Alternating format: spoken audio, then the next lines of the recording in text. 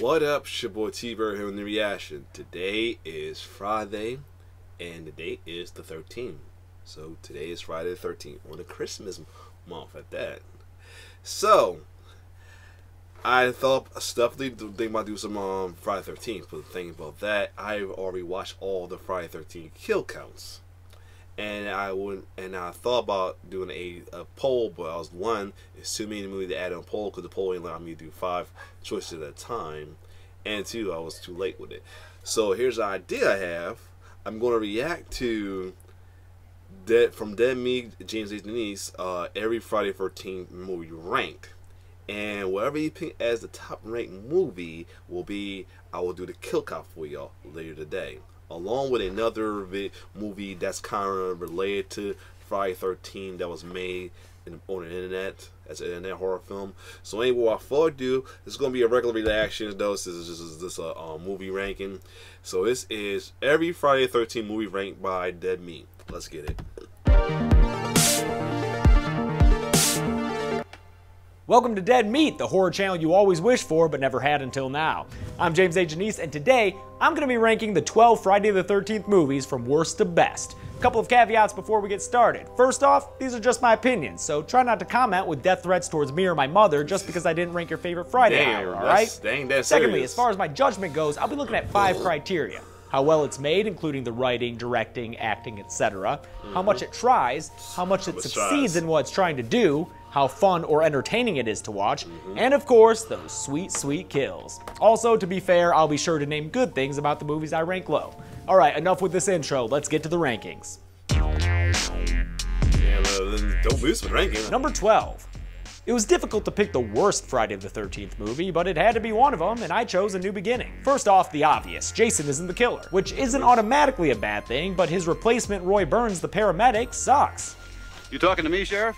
Yeah, I am, Roy. Your motive doesn't make any sense. Did you even know your son was at that farm? Did anyone else in that small town know you guys were related? It's stupid. Switching the setting from Crystal Lake to a halfway house doesn't make it original, since the general gist of the movie is still too similar to the first 4 Fridays to stand out. Plus, a lot of the kills are in crappy looking close-ups, and the way the camera lingers on all the topless chicks just feels sleazy. Good things about the movie? Well, there's sexy Psycho Tommy, who's suffering from a serious case of kick-assery. There's Edith, the foul-mouthed redneck.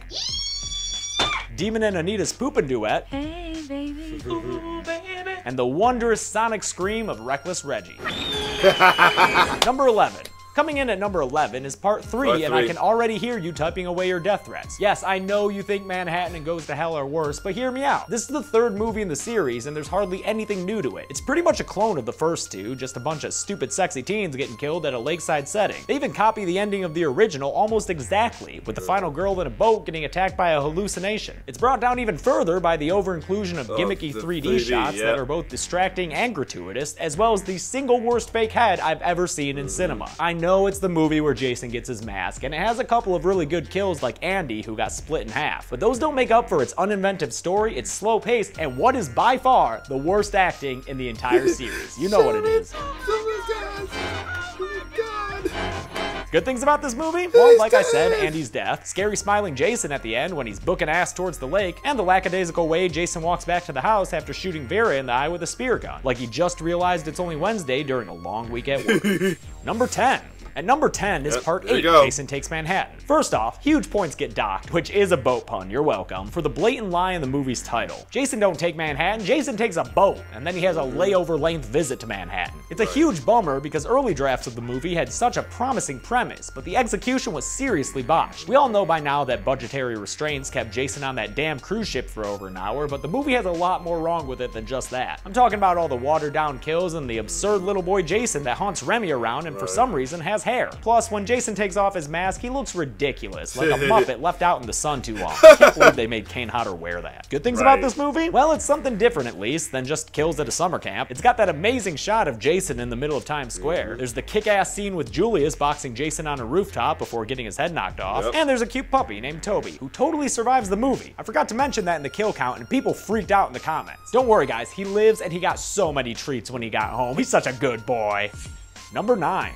Coming in at number 9 is the 9th Friday see itself, Jason Goes to Hell, the final Friday. I was tempted to rank this one lower, but a few things kept me from doing it. First and foremost, the gore. Whether it's eating a rotten heart or melting to the floor, this movie's got a lot of real nasty bloody stuff that goes further than most entries in the series, and I give it respect for that. It also has a couple of the coolest characters and best actors in the form of Steven the Badass Nerd and Creighton the Finger Snapper Duke. Finally, I can respect that it tried to do something different, but man did it blow it. The whole Jason is a nasty slug that infects people and needs another Voorhees to live forever thing is ridiculous, and it's jarring to have a bunch of bizarre mythology injected into a series during its 9th movie. Plus, say what you will about Roy Burns, at least that guy dressed like Jason. Watching a police officer and a newscaster kill people is just an average Wednesday in America, and the plainclothes Jasons contribute to how boring this movie is between kills. And I forgot to mention it during the kill count, but this movie actually has Jason grunting.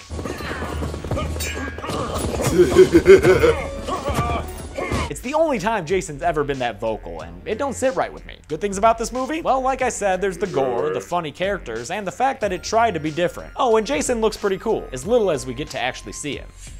Number 8. I can't believe this isn't ranked lower, but number 8 is Freddy vs. Jason. No, I'm like really confusing myself here because I pretty much hated this movie. With some of the worst and most superficial characters in the series and the use of some visual effects that really annoy me, namely the choppy slow motion and the way people take flight whenever they're hit by something, I was pretty much miserable for most of this movie. But the thing that brings it back is the solid 20 minutes of screen time we get with Jason and Freddy just beating the crap out of each other. Some might say the gore is over the top here, and I wouldn't disagree, but I like how insanely brutal it got. I mean, we're talking two of the most famous icons in horror history. It wouldn't feel right if it were PG-13 levels of gore. Plus, like I said in the kill count, the premise used to pit them against each other is pretty good. It's just the rest of the movie that sucks. Jason afraid of water. Get the hell out of here. Good things about this movie? Besides all the times Jason and Freddy fight each other, Will and Mark are pretty cool characters. There are also at least 2 great kills, with Jason killing the emotionally abusive boyfriend Trey with a chiropractic crunch and cutting bottom shelf Jason Mewes in half with a machete. Snoochie Boochies, brother.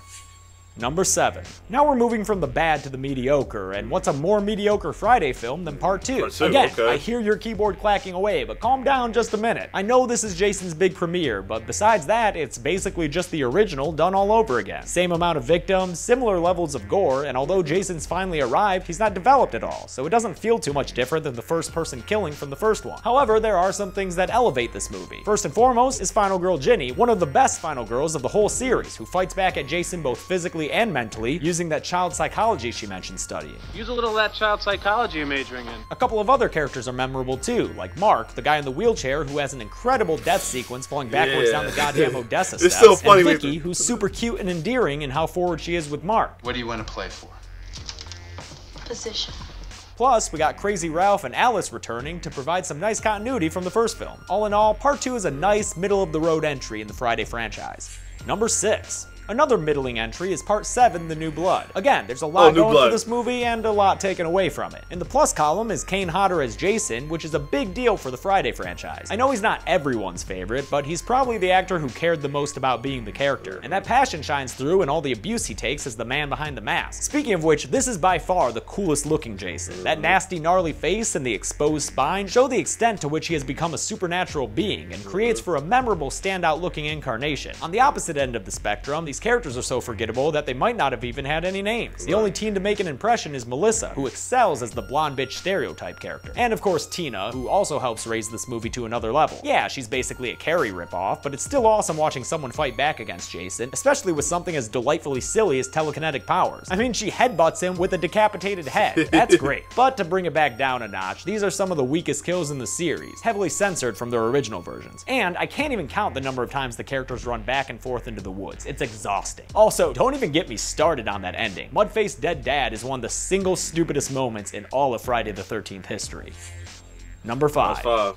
I know I'm gonna get so much shit for placing it at number 5, but up next is the original Friday the 13th. I'm sorry guys, alright? I know a lot of people think you can't do better than the original, but in the case of Friday the 13th, I disagree. Look, I can appreciate this movie's impact on the genre and how it became super popular even with a shoestring budget and an unknown cast, but that doesn't necessarily make it great. For one, it's an admitted clone of Halloween, so don't get on me about it being anything original. Also, there's really nothing to these characters other than their potential to get killed, although I guess Ned is memorable for being such an idiot. it, and Adrian King lends final girl Alice a strength that really comes out during the final fight. To be entirely fair, this is a really simple movie that knew it was a really simple movie. It set out to be a bloody slasher flick, and it succeeded, so that gives it points. Plus, who doesn't love Pamela Voorhees and all those close-ups on her pearly whites? Ultimately, I think the original Friday the 13th is the prototypical slasher film, and I mean that entirely, for better or worse.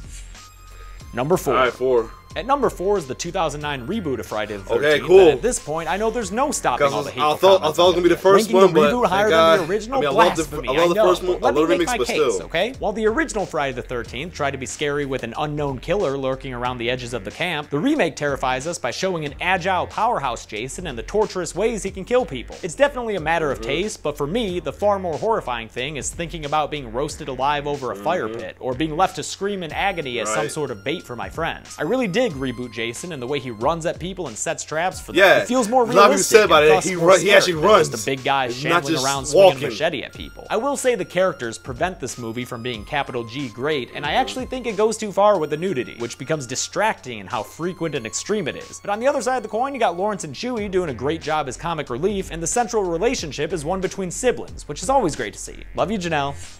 Number 3.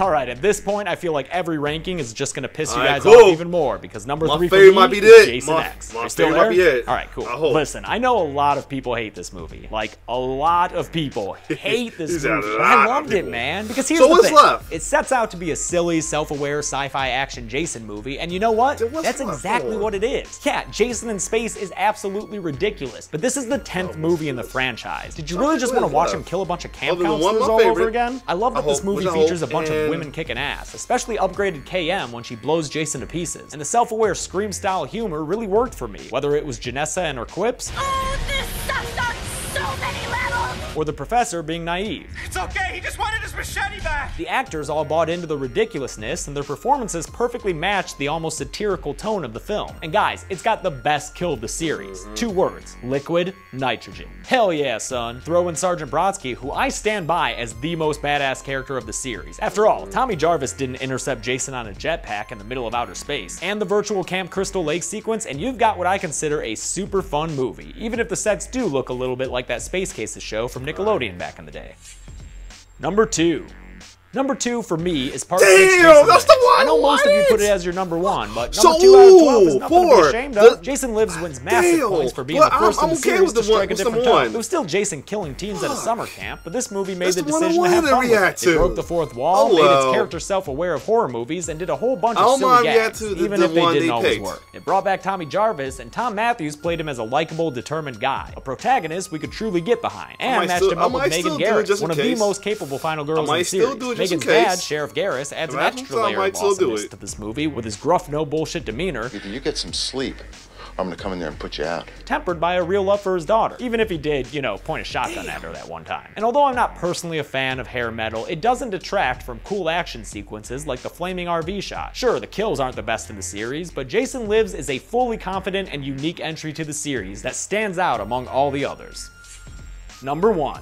That being said, the number 1 Friday the 13th movie for me is the final chapter. I will admit that this one is very similar to the first 3 Fridays, but for me, it's the perfect distillation of what those movies wanted to be. Check it, you've got Jason in his hockey mask the entire time. Great, he's played by Ted White, who I think everyone can agree is a top 3 Jason actor. And while there's still a group of horny teenagers, they at least include Crispin Glover, who gives us some amazing dance moves in his memorably awkward performance. And even better, they're not really the people we're supposed to care about. Instead, we have another awesome sibling relationship in Trish and Tommy Jarvis. Tommy Jarvis is, of course, the most popular Friday the 13th character outside of Jason Voorhees himself, and Trish is actually really cool too. Watch the way she defends Tommy by busting this TV over Jason's head, or taking Jason's machete and hacking right between his fingers, giving him permanent shocker hand. And with Tom Savini back behind the makeup, the kills are all great. Not only do we get gruesome kills like Glover's cleaver to the face, and yes, it is a cleaver, not a machete like I said in the kill count, I got it wrong, you can stop commenting now, but we also get the coolest off-screen kill and the best defenestration courtesy of the Doublemint twins. To top it all off, we get a nasty looking unmasked Jason who does that wicked face slide down a machete. This movie may just be Jason killing kids around a lake, but it is a perfect version of Jason killing kids around a lake, and that's why it's the number 1 Friday the 13th movie for me. So that's my list. I know you're gonna have major disagreements, so maybe I looked away because I want to save myself. Actually, I looked away not because there's a discuss. I wanted to save myself since this is number 1. I want to save myself to watch them so I can be prepared for it. So as you see, He ranked the final chapter as number 1. I kind of look you to be Jason Lives, but at least he's number 2. So I might do it if I have some time. Because there's another one video I did not react to. That's it's called what's the fuck it's called? Don't go there, something like that. And what is it called? Now I'm having a brain fart of it right now. It's right there. It's oh yeah, Never Hike Alone. Yeah, I was thinking about reacting to that as well too at first, as being my Friday 13th, since I watched them all, but I wanted to do a Friday 13th reaction because of it.